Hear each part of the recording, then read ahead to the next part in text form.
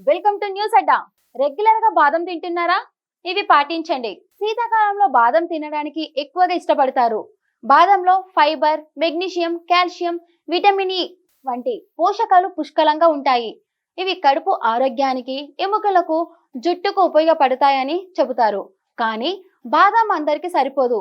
ముఖ్యంగా ఈ ఆరోగ్య సమస్యలు ఉన్నవారు బాదం తినకపోవడం మంచిదని నిపుణులు సూచిస్తున్నారు. బాదంలో ఫైబర్ అధికంగా ఉంటుంది.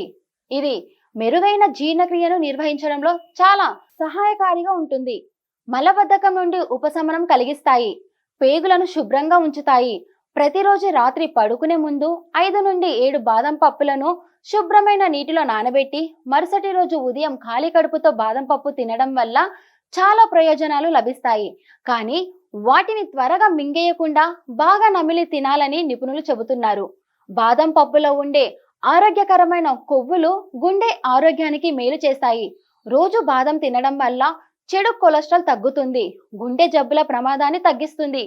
బాదంలో రైబోఫ్లేవిన్, ఎల్ కార్నిటైన్ అనే పోషకాలు మెదడు పనితీరును మెరుగుపరుస్తాయి. మెదడు నిత్యం చురుగ్గా ఉండేలా సాయం చేస్తాయి. అయితే నిపుణుల ప్రకారం మూత్రపిండాల్లో రాళ్ళు ఉన్నవారు, జీర్ణ సమస్యలు ఉన్నవారు, అధిక రక్తపోటుకు మందులు వాడుతున్నవారు బాదం తినేటప్పుడు జాగ్రత్తగా ఉండాలి. ఎక్కువగా తినడం వల్ల ఆరోగ్యానికి హాని కలగవచ్చు. బాదం తిన్న తర్వాత కడుపు నొప్పి, గ్యాస్ లేదా మొటిమలు వస్తే వెంటనే జాగ్రత్త పడాలి. కిడ్నీ సమస్యలు ఉన్నవారు బాదం తినకూడదని ఆరోగ్య నిపుణులు చెబుతున్నారు. ఎందుకంటే బాదంలో ఫాస్ఫరస్, ఆక్సలేట్ ఎక్కువగా ఉంటాయి. ఇవి ఎక్కువగా తీసుకుంటే మూత్రపిండాల్లో రాళ్ళు ఏర్పడే అవకాశం ఉంటుంది. కొన్ని యాంటీబయాటిక్ మందులు వాడుతున్న వారు కూడా బాదం తినకపోవడం మంచిది.